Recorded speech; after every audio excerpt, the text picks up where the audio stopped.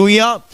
பாருங்க, ஒரு விண்ணப்பத்துக்காக நாம ஜெபிக்கும் பொழுது சோதரம், ஒருவர் என்னுடைய குடும்பத்துக்காக ஜெபிக்கிறாங்க, ஒருவர் கணவனாருக்காக ஜெபிக்கிறாங்க, ஒருவர் தேசத்துக்காக ஜெபிக்கிறாங்க, ஒருவர் எழுப்புதலுக்காக ஜெபிக்கிறாங்க, ஒருவர் மற்ற ஏதோ காரியங்களுக்காக ஜெபிக்கிறாங்க, ஒருவர் பொருளாதார ஆசீர்வாதத்துக்காக ஜெபிக்கிறாங்க.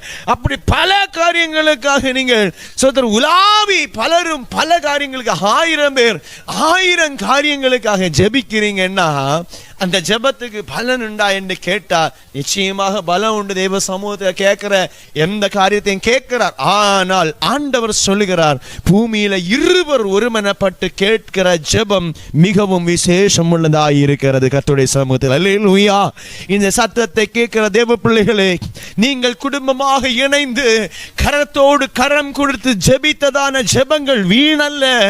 சோதரன், நீங்கள் சபையாக இணைந்து கரத்தோடு கரம் கோர்த்து ஜெபித்த ஜெபங்கள் வீணல்ல. நிச்சயமாகவே அதை கேட்டு பதில் தருகிற ஜீவிக்கிற தெய்வம் பரலோகத்தில் இருக்கிறார். எத்தனை பேர் விசுவாசிக்கீங்க?